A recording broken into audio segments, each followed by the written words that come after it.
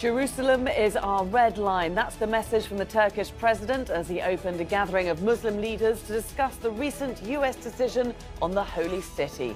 But beyond words, what else can be done? This is Inside Story.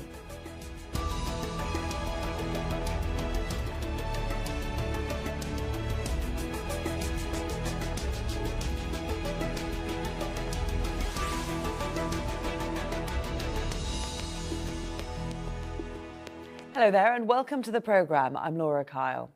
Jerusalem's status as part of Israel or Palestine or both has long been a controversial issue many politicians have shied away from. But Donald Trump changed decades of US policy last week by recognising the city as Israel's capital. That decision set off worldwide protests and condemnation. Turkish President Recep Tayyip Erdogan convened a meeting of the Organisation of Islamic Cooperation, or OIC, on Wednesday to discuss a response. He said the US decision was illegal and Jerusalem was a red line. The final communiqué said the United States should withdraw from its role in the peace process. But what can the 57-member organisation realistically do to pressure the US? Here's what Erdogan suggested at the event. I would like to call all nations around the globe to respect international law, to rise up and recognize Jerusalem as the occupied capital city of the state of Palestine. We will never give up on our demand for a free and sovereign Palestinian state, the capital of which is Jerusalem. And as Islamic countries, we condemn the violence of Israeli soldiers vis-à-vis our Palestinian brothers and sisters protesting the latest decision of the United States. Well, after the meeting, the OIC members released a statement echoing those thoughts, calling on the world to recognise East Jerusalem as the Palestinian capital. Palestinian Authority President Mahmoud Abbas also attended the meeting, and here's what he had to say. The United States chose to lose its role and eligibility as a mediator and not to have a role in the political process. We will not accept any American role in the political process from now on. The U.S. is biased to Israel. That is our position. This is a major crime that requires us to come out with decisive decisions that protect the identity of Jerusalem until we end the Israeli occupation of the state of Palestine. Well, issues concerning Jerusalem go right to the heart of the OIC as an organisation. It was formed in September 1969 after an Australian man set fire to part of the Al-Aqsa Mosque in East Jerusalem. It's the third holiest site in Islam. Today, there are 57 members of the Organisation of Islamic Cooperation spanning 4 continents. The group calls itself the collective voice of the Muslim world, and it meets every 3 years to address issues of peace, governance and development. Let's go now to our guests. And joining us from Ankara, Yusuf Kanli, journalist and former editor of Turkey's Hurriyet Daily News. In Tel Aviv, Gideon Levy, columnist with Haaretz newspaper. And in Amman, Moin Rabbani, a senior fellow at the Institute for Palestine Studies. A very warm welcome to all of you. Yusuf, Turkey, calling this emergency summit, sought a common response to the US declaring Jerusalem as Israel's capital. It certainly got a common response, but it was all words. First of all, it was important for the Muslim countries to have a common voice against what Ankara categorized from the beginning as a provocative action by the American presidency. Because so far, Islamic states keep on talking about the Palestinian problem, but no one is taking concrete action, concrete firm action, further than condemnation of Israeli actions or attitudes taken against the Palestinians. Now, for the first time, we have a concrete step. The summit has called on the all countries, members of the Islamic Conference and others, to recognize Jerusalem as the occupied capital of Palestine. OK. Moin, would you agree with that? Would you see the outcome of today's summit as a concrete step in the right direction?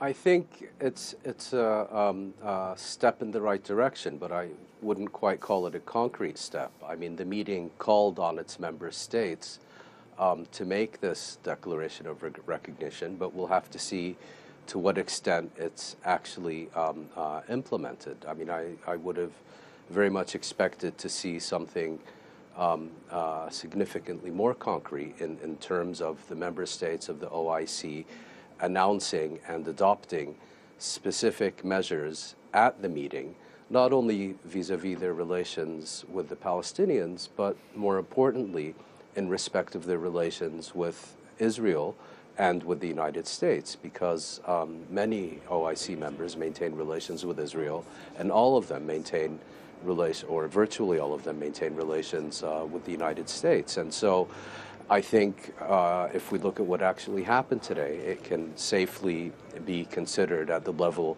of declarations rather than concrete action. Gideon, Israel certainly have been watching this summit. Do you think it was wary of any action taken against it, or did it feel that it was pretty secure in the fact that 57 nations were not going to take any concrete action in regards to it, or, as Moin says, the United States? Fortunately or unfortunately, Israel can remain quite indifferent to what's going on in Ankara, because by the end of the day, it will remain as a lip service, another lip service to the Palestinian cause, not much more than this. And in any case, Israel has its own ties with some of those countries, and those ties will remain. And Israel can trust the United States more than ever before. What does it need more than this? Would you agree with that, Yusuf, that it is only lip service, that these countries are not going to break ties with Israel, and they're certainly not going to break ties with the United States? First of all, why should they break ties with Israel? It was the American administration, the Trump administration, that declared Jerusalem the capital of Israel. That they recognized that decision. Israel, the proclamation was done long ago. It's there. That's something else. The Trump administration, by acting so, demonstrated that it is not an honest broker, because the crux of the Palestinian-Israeli problem is the future of Jerusalem itself. Now, the Islamic Conference Organization is coming up with a concrete position. That's what I am saying. They say East Jerusalem is the occupied Palestinian capital. 2, they say the United Nations Security Council should convene and discuss this issue. 3, if the United Nations Security Council does not do so, then they will call the General Assembly to take action on the issue. These are, I think, if anyone was expecting the Islamic Conference Organization and its members to cut relations with the United States or Israel just because of the Jerusalem decision, I think that would be too much. OK. What about the Turkish Foreign Minister, Çavuşoğlu, saying that some Arab countries have not taken a hard enough line? We've seen very little Arab reaction on Jerusalem issue because Trump scares them. Do you think that rings true, Yusuf? It is a reality. I mean, as my friends were complaining as well, the Arab nations keep on paying a lip service to the Palestinian problem, but when it comes to taking firm action, they start pondering how not to do anything. I hope this time it will not be so. And in a way, Çavuşoğlu was diplomatically underlining that reality. The Arab nations now should come up something concrete, something firm, and bring forward the plight of the Palestinian people. Moin, do we expect to see something coming from this? I mean, first of all, what's your response to the Arab reaction so far? Would you have hoped for a stronger, united response amongst Arab countries? I wouldn't have expected a stronger response from the recent Arab League meeting for the simple reason that these are leaders and governments who, on the whole, are increasingly estranged from their people, who in many cases are either close partners of the United States or rely on the United States either for their own security and survival or rely on the United States in terms of conflicts that they themselves are waging either amongst themselves or against other states. And in that context, I don't think they're going to privilege anything concerning the Palestinians over their bilateral relations with the United States. And I think, nevertheless, it's not meaningless that at a time when Arab states and governments are so divided over the various conflicts in the region, Syria, Yemen, Libya, and so on, that they could at least not be divided by the Palestine question as well.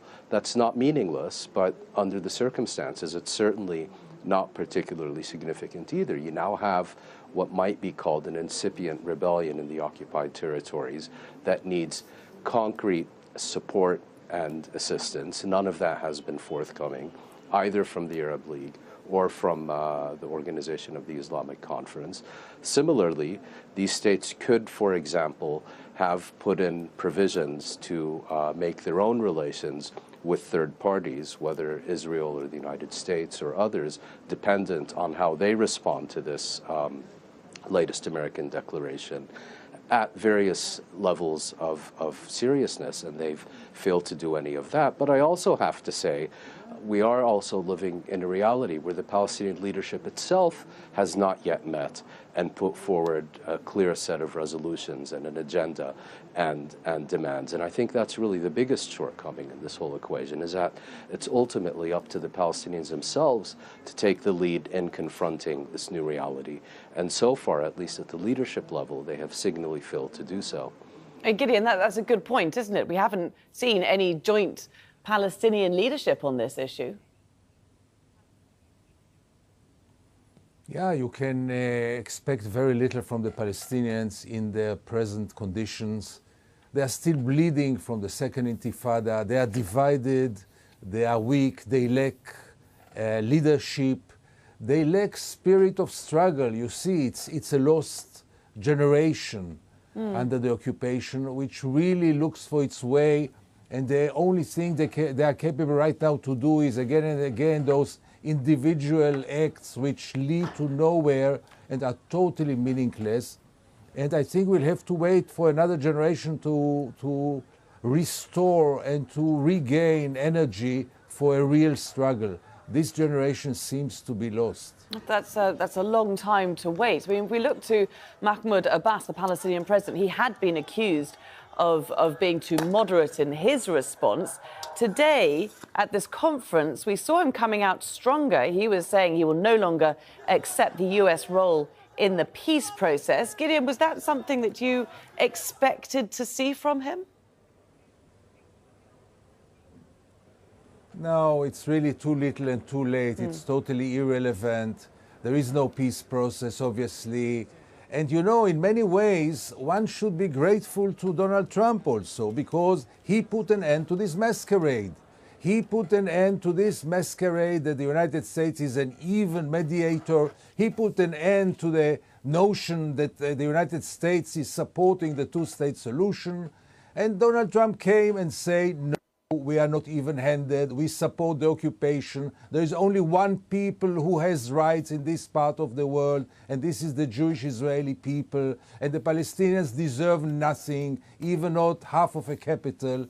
And, you know, in many times it's better to face reality rather than to continue the masquerade of peace process, two-state solution, and all those things that led to nowhere over 50 years now. Yusuf, would you agree with that this US announcement has exposed the US for what it is, not an honest broker? Totally.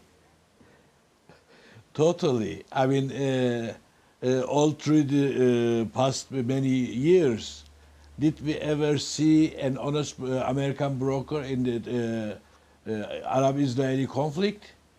For a time, perhaps the Clinton presidency. For a time, perhaps the Obama presidency, briefly. But in overall assessment, the American policy has always been pro-Israeli.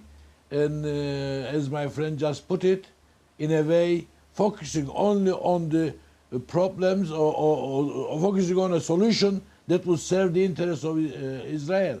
Whereas this problem is not just, of course, the problem of Jerusalem, but is a problem of an occupied land a problem of people deprived of their homes, of their property, of their land, of their homeland. Therefore, this problem is a humanitarian tragedy. And for that, of course, neither the United States can play an honest broker role, and unfortunately, neither Turkey can play an honest broker role. Perhaps now we are making a return to the quartet. Okay, Maureen, in hope so perhaps they could do something. Okay, Maureen, I know you and I touched on this last week just on Inside Story, discussing the same subject. If not the US as the mediator in the process, is there an alternative? Is there the quartet, as Youssef suggested, or is the process just now dead in the water until the next generation, as perhaps Gideon believes? Well, I think the quartet is as compromised as the United States, primarily because the quartet is essentially an American creation intended to circumvent the international community and the United Nations and so on. I mean, I'd very much like to believe that Gideon Levy is right. My fear, and I think the real scandal, would be that if this latest measure does not lead to a situation in which the U.S. is no longer able to play the role of exclusive mediator in the Arab-Israeli and Israeli-Palestinian conflicts. In other words, I think it's not impossible that Arab states, including this Palestinian leadership, despite the words that we've heard, will continue to try to find a way to go along with these, various initiatives and plans and so on that are being hatched by the Trump team. I think the obvious alternative is to look at least for an expansion of the mediator role. I mean, some people have proposed something along the lines of an international committee, a P5+1, something along those lines, as we had with the Iranian nuclear agreement. But I think even more important than the form of any mediation is a substance. In other words, clear terms of reference, clear objectives, a clear agenda, clear deadlines, clear arbitration mechanisms, clear enforcement of any arbitration, and all the rest of it. But I think, as the previous two speakers have noted, we're a very long way off from even getting to the point where those are questions that can be seriously considered, simply because of the gross imbalance of power on the ground. And I think that has to be addressed first before we can return to these larger diplomatic questions. Okay. Again, is it not something of a good thing to shake things up, to see this shake-up? Because whatever else Trump has said and done, he did say that this peace process needed new thinking, that it was going nowhere and that it's gone nowhere for 20 years. I mean, he was right about that, wasn't he? Yeah, he was right about that, but don't expect Donald Trump to suggest an alternative. And the alternative is there. We have to change the discourse. We have to start to talk about equal rights. We have to realize that there will never be a two-state solution, because Israel never had the intention to go for the two-state solution, and with over 700,000 settlers, which will never be evacuated, there is no viable Palestinian state. So I'm not sure that Donald Trump meant this, but I think that anybody who is honest enough should draw the conclusions. And the conclusions are very clear. We failed with the two-state solution. We have to rethink, restart. We have to start to talk about equal rights, about one person, one vote. And let's challenge Israel. Because if Israel says no to this, Israel is declaring itself as an official apartheid state. And if Israel says no to this, and there is another apartheid state, it's about the world to decide, do we accept another apartheid state in the 21st century, yes or no? And then the world will be challenged to do something like it did with South Africa, or just to continue to hug this apartheid state, finance it and supply it with arms, and say, we live with it in peace. Youssef, do you believe that the world is almost at the point where it can challenge Israel? Yeah, we have to face the reality. Israel has nuclear capability. The Americans are firmly behind Israel.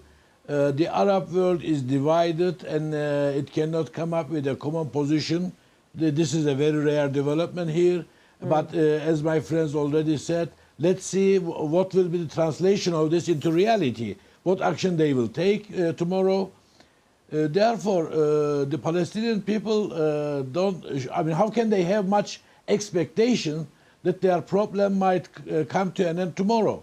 It's a very delicate and very imbalanced situation that finding a way out appears to be very difficult. How can this be, if somehow the Islamic world starts implementing decisions firm enough, like the oil boycott of the 70s, then perhaps something can be done. But at this point, no government in the area feels secure enough to challenge the American leadership. The Arab Spring, in quotes, or Arab Fire, whichever way you look at it, is still fresh in minds. What happened in Syria is there. What happened in Iraq is there. The Libya situation is there. Therefore, taking firm action requires real courage. Gideon, the US Vice President Mike Pence is in the region next week. What sort of reception do you think he's going to get? First of all, the Palestinians declared that they are not going to accept him and receive him. And I hope, I must say frankly, I hope they will stick to their word. Because also this ritual in which Americans and others are coming to Israel, spend 2-3 days in Israel, and then go for 2 hours to meet Abbas in Ramallah, and by this they show that they are so even-handed and so fair. I mean, also this masquerade can come to its end. What should Abbas talk now with the Deputy President of the United States? What about? What can he do for him? What does he have any intention at all to bring to any kind of justice or any kind of progress? The Americans have no intention to put an end to the Israeli occupation, and as long as this is the situation, all the rest is really rituals and photo opportunities, which we are sick and tired now after 50 years of watching this masquerade, as I said before. Moeen, just as our final thoughts, we've got the OIC meeting next month. That was what came out of today's meeting. They say they want to keep the momentum going, but do you feel that there is any momentum there to be kept going? Not particularly. I mean, prior to this meeting, and I think even prior to the Trump announcement, you had, for example, Turkish President Erdogan saying that if the United States were to recognize Jerusalem as Israel's capital, that Turkey would sever relations with Israel. It hasn't done so. Then you had the meeting today at which, unfortunately, the level of representation for many member states was quite lacking. And I think we can also agree that the resolutions and conclusions were fairly weak. I think what really we should look to now is the people on the ground, particularly the mobilization within the occupied territories, but not only there, also in other states in the region and to a lesser extent around the world. And I think it will only be on account of effective mobilization and pressure from the ground up that these leaders who, as I mentioned earlier, are increasingly estranged and disconnected from their people will feel any need to do anything about this issue that obviously matters so much to the peoples of the region. Well, it's certainly a story that we will need to keep watching very closely indeed. Many thanks today for all our guests for joining us here on Inside Story, Yusuf Kanli, Gideon Levy and Moeen Rabbani. And thank you too for watching. You can see the programme again anytime by visiting our website, that's aljazeera.com. And for further discussion, do go to our Facebook page, that's facebook.com/AJ Inside Story. You can also join the conversation on Twitter. Our handle is @AJ Inside Story. From me, Laura Kyle, and the whole team here, bye for now.